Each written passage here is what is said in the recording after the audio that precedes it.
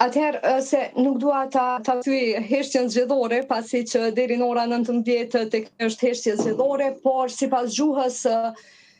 të gjithë liderët e partive ish opozitare janë deklaruar bindshëm kundër një koalicioni me lëvizjen vetëvendosje, derisa lëvizja vetëvendosje e ka prej të gjithëve të preferuar vetëm lidhjen demokratike të Kosovës. Nëse lëvizja vetëvendosje nuk merr votat për ta krijuar vetë qeverinë, atëherë unë mendoj sipas frymës që është momentalisht në skenën politike që përcjell që shumë vite, mendoj që gjasat morale janë të një qeverie të ish opozitës. Po them në bazë të gjuhës kësaj fushate dhe të deklarimeve të liderëve politik deri më tani, pa dash të paragjykoj as rezultatet e as të ardhmen, por në bazë të gjuhës po i ritheksoj që përderisa të gjitha partitë tjera kanë kundërshtuar fort një koalicion të mundshëm me partinë e Zotit Kurti, dhe gjithashtu Zoti Kurti nuk është deklaruar asnjëherë se do të bënte një koalicion për shembull me Partinë Demokratike ose me Aleancën për Ardhmërinë e Kosovës, madje këtu në mes është edhe lista serbe si kategori kushtetuese në Kosovë. Atëherë, sipas mendimit tim, nëse partia e Zotit Kurti nuk merr 60 deputet aty diku 60-61, atëherë mendoj që qeverinë mund ta bëj ish opozita.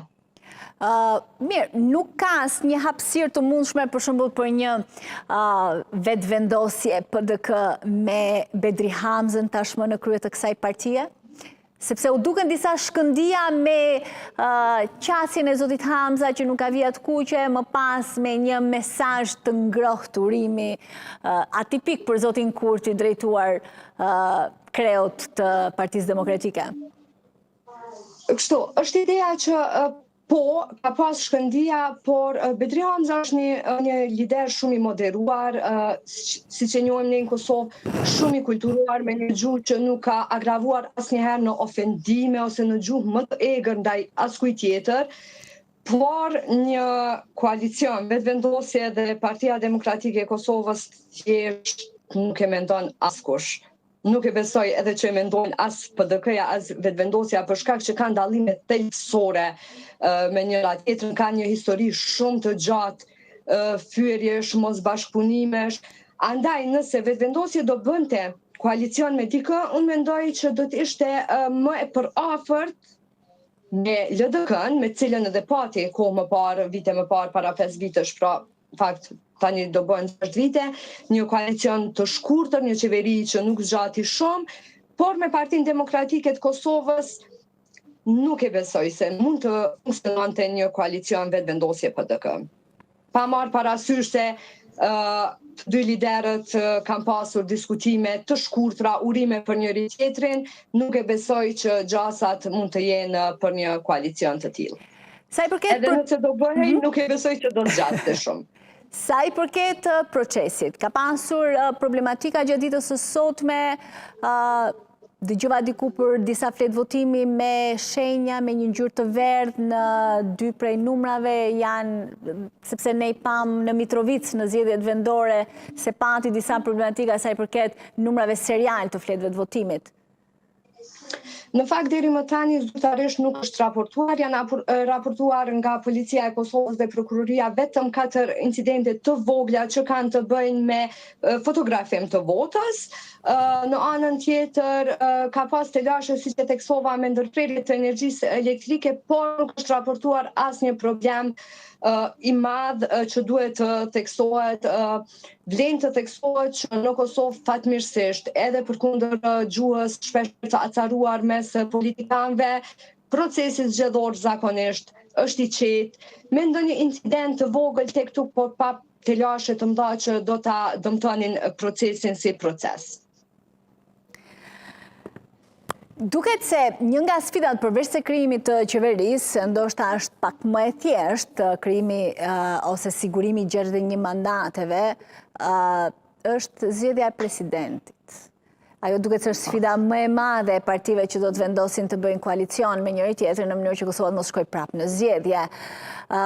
sa shanse mund të kenë dy apo do duhet një koalicion shumë më i madh apo qoftë krijimi një koalicioni qeverisës si do të mund të siguroheshin më pas 80 vota. Kosova është mësuar që t'ja sjedhin edhe emrin e presidentit në zarf, mund të ndodhë sërish që të ketë një vëmendje edhe më të shtuar të faktorit ndërkombëtar pas këtij procesi zgjedhor. Në fakt, ajo që e kam thënë gjatë gjithë kohës, edhe kjo lufta për kryetarin e kuvendit që nuk lejonte edhe konstituimin e kuvendit për muaj me radhë, bëhej për shkak të zgjedhjes së presidentit ose presidentës, pasi që në momentin kur ka dhënë mandati presidentit, ajo detyrë i takon kryeparlamentarit ose kryeparlamentarës deri në zgjedhjen e presidentit ose presidentës së re të vendit. Të gjithë e dim që presidenti Vjosa Osmani përfundon mandatin e saj në muajin prill të vitit që po vjen. Dhe të gjithë e kam parashikuar që kjo pjesë do t'jetë shumë e vështirë, andaj edhe bëhej lufta për kryetarin e kuvendit se me muaj do t'i mbeste ndoshta detyra e funksionimit të ushtruesit të detyrës së presidentit. Ose do të duhet të bëjë një koalicion shumë i madh, për shembull, nëse vetëvendosje fiton diku rreth 50 mandate dhe bën një koalicion më të gjerë me të gjitha pakicat që janë 20, 10 pra nga serbët dhe 10 pakicat jo serbe, dhe për shembull një koalicion po e marr shembull me Partinë Demokratike ose me Lidhjen Demokratike të Kosovës, atëherë çështja e presidentit do të zgjidhej lehtë nëse këta do të diskutonin paraprakisht, sepse e dim që të gjithë do ta kërkojnë, të gjitha subjektet politike do ta kërkojnë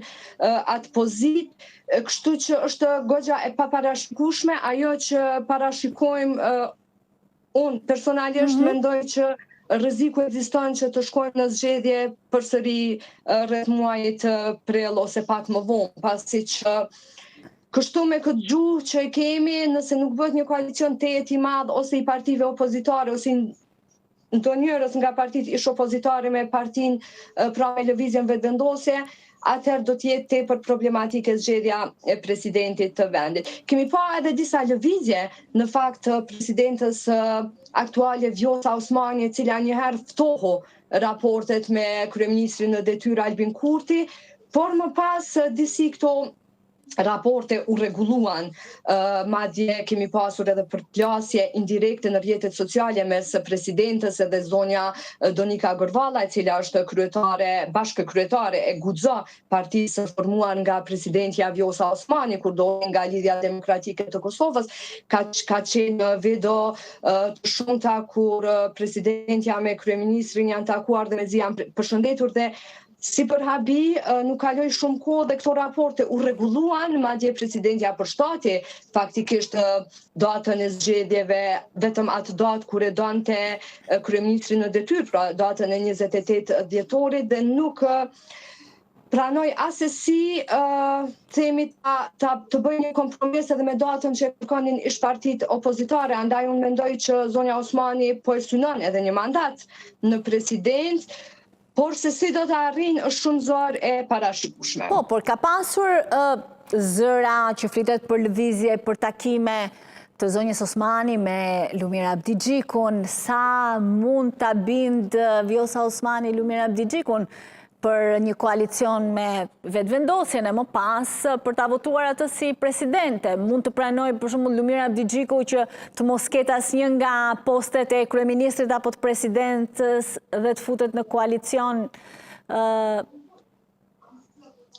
Nuk e besoj.